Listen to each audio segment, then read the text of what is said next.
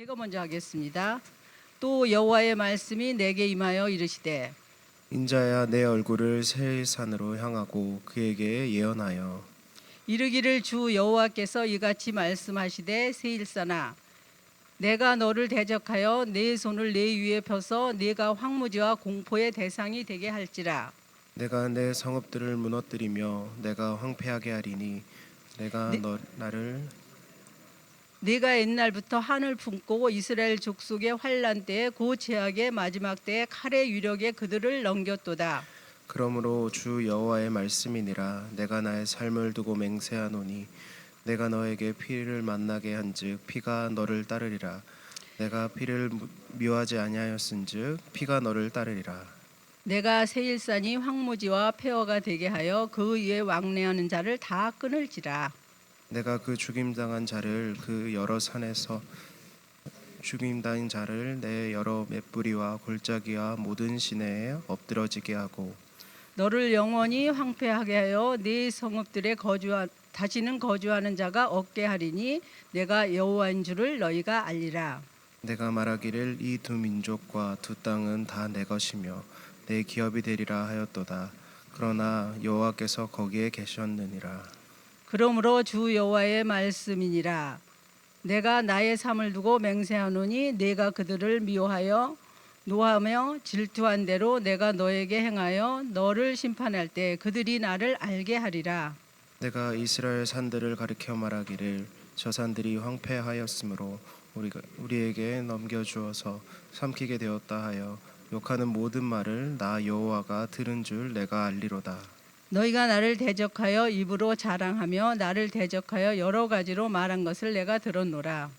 주 여호와께서 이같이 말씀하셨느니라. 온 땅이 즐거워할 때에 내가 너를 황폐하게 하되 함께 하겠습니다. 이스라엘 족속의 기업이 황폐함으로 내가 즐거워한 것 같이 내가 너희를 황폐하게 하리라. 세일산아 너와 에돔 온 땅이 황폐하리니 내가 여호와인 줄을 우리가 알리라 하셨다 하라. 아멘.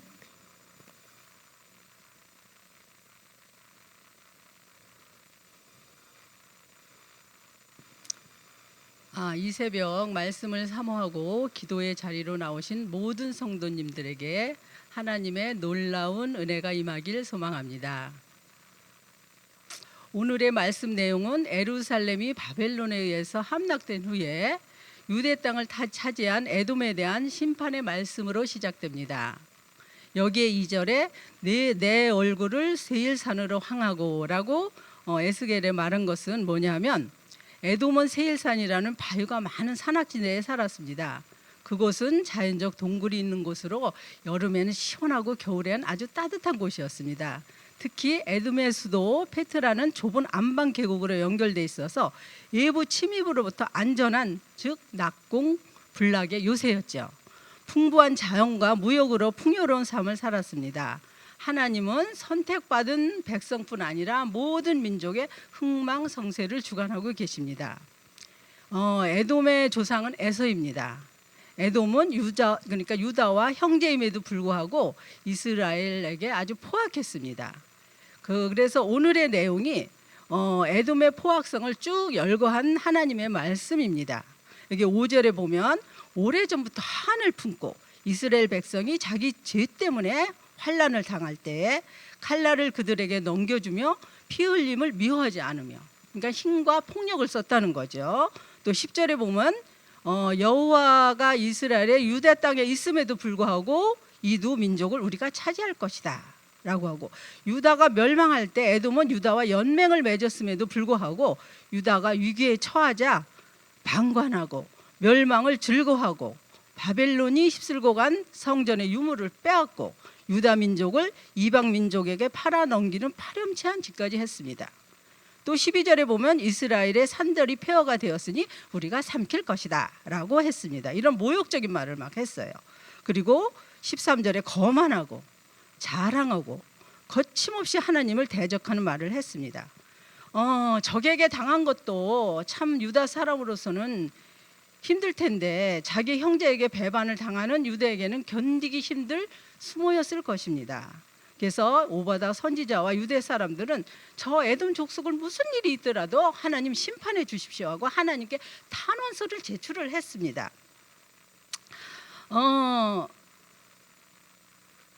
그래서 하나님께서는 알았다. 내가 반드시 저 에돔을 내가 심판을 하겠다라고 말씀하셨습니다.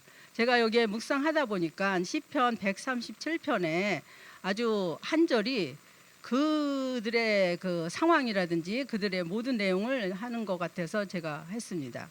여호와여, 예루살렘이 멸망하던 날을 기억하시고 에돔 자손을 치소서. 그들의 말이 헐어버리라. 그 기초까지 헐어버리라, 이렇게 했습니다. 그래서 이제 에돔을 심판해 달라는 말씀입니다. 정말 이 예루살렘이 멸망할 때 에돔은 축제의 장이 되었을 것 같은 그런 상상이 됩니다. 그래서 하나님이 말씀하시기를 내가 모든 이 악행을 나는 보았고 들었다라고 말씀하시며 내가 세상과 에돔의 모든 것을 폐허로 만들 것이라 라고 말씀을 하셨습니다.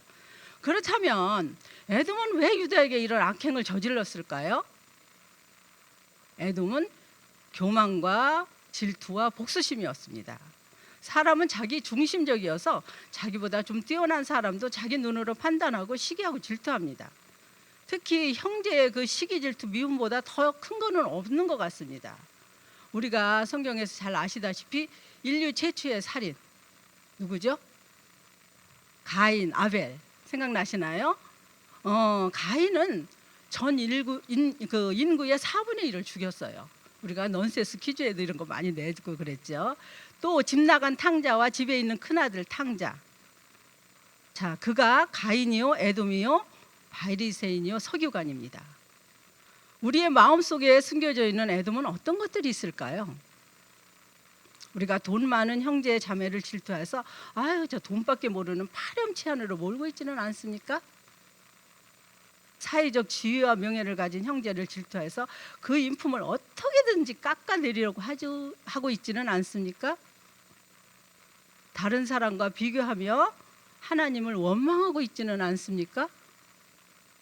저는 이 말씀을 묵상하며 형제의 난을 묵상했습니다. 우리가 역사상으로 보면 많은 난들을 겪었어요. 보면은 뭐 임진왜란, 이모군란, 뭐 다 이런 난들을 많이 겪었는데, 형제의 난이 그러면서 형제의 난이 가장 무서운 난이 아닌가. 그 어느 난보다도 형제의 난이 가장 무서운 난이라는 생각이 들었습니다. 형제의 난은 장기전입니다. 5년, 10년 아주 끝까지 갑니다. 우리 속담에도 사촌이 땅을 사면 배가 아프다는 말이 있습니다. 이 말씀을 묵상하며 저는 저의 마음에 에돔이 살고 있음을 알았습니다. 사실 제 예입니다. 저는 1990년도 땅 장사한튼 제부에게, 동생의 남편이죠, 전 재산 3,900만 원을 땅 사달라고 주었다가 잘못되어 27년간을 동생하고 절교하고 살았던 사람입니다.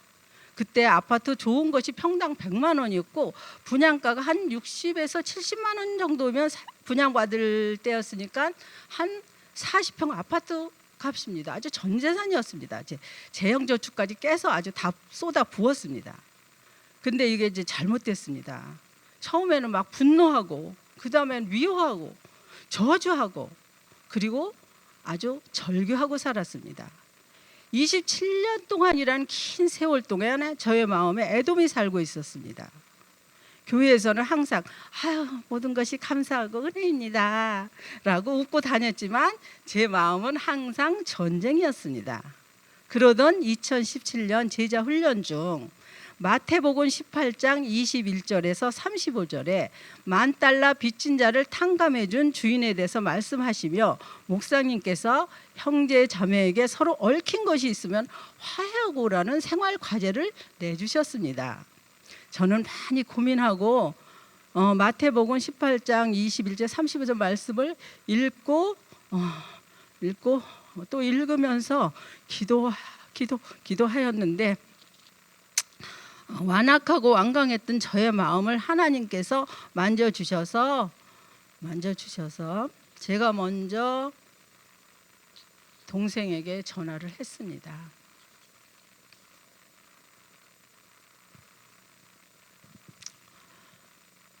땡땡아, 나 언니야. 잘 있었어? 동생, 네, 언니는 어디 아픈 데 없어요? 라고 동생이 대답했고 둘이는 엉엉 울었습니다. 끝으로 제가 언니 집에 와, 맛있는 밥 해줄게 하고 전화를 끊었습니다. 그 동생이 우리 집에, 제가 동생 집에 왕래하였고 둘이서 여행도 다녀오고 동생이 친정 경조사에 참석할 수 있었습니다. 제가 동생과 관계가 안 좋아진 후 가장 힘들었던 부분은 헌금 부분이었습니다. 마태복음 5장 23절에서 24절 말씀에 형제와 화목하고 그 후에 와서 예물을 드리라는 말씀이 있습니다. 헌금을 드릴 때마다 하나님이 받으실까 하는 의문과 두려움이 앞섰습니다. 사랑하는 성도님들, 제 마음속에 에돔이 허물어진 후 주님이 주시는 하늘나라의 평화를 체험했습니다. 세상의 원리는 힘에 의해서 지배되고 군림합니다. 하지만 하나님의 나라는 희생하고 섬김으로 이루어집니다. 세상의 전쟁은 약한 자가 강한 자의 무릎 꿇을 때 종전이 됩니다. 하지만 하나님의 나라의 전쟁은 강한 자, 칼자루를 준 자가 먼저 무릎 꿇을 때 그 전쟁은 종전이 되고 하나님의 나라의 평화가 임한다는 것을 알았습니다. 저와 같이 지금 형제의 난, 자매의 난을 겪고 계신 성도님들이 계신다면 하나님께서 그 마음을 만져주셔서 먼저 용서하고 손 내밀어 주님이 주시는 평화를 누리시기를 소망합니다. 빌립보서 2장 3절에 아무 일에든지 다툼이나 허영으로 하지 말고 오직 겸손한 마음으로 각각 자기보다 남을 낮게 여기고, 로마서 12장 10절 말씀, 형제를 사랑하여 서로 우애하고 존경하기를 먼저 하라라는 말씀이 있습니다. 이 말씀이 바로 예수님의 마음, 자기 한계를 아는 마음, 부족함과 연약함을 아는 마음, 남을 판단하지 않는 마음, 형제를 사랑하는 마음입니다. 신앙은 겸손이며 자기 부인입니다. 교만함을 버리고 형제에게 주인공의 자리를 넘겨줄 때 하나님의 나라가 임합니다.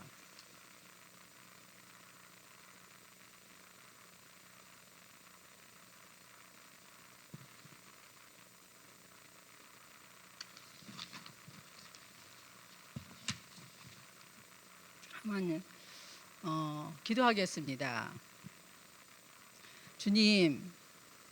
주님께서 형제를 사랑하여 서로 우애하고 존경하기를 먼저 하라 말씀하셨음에도 불구하고 나보다 가진 것이 많은 형제자매, 똑똑한 형제자매를 미워하고 질투하고 시기하였습니다. 주님 용서하여 주시고 나보다 형제를 낮게 여기고 사랑할 수 있도록 주님 마음 주옵소서.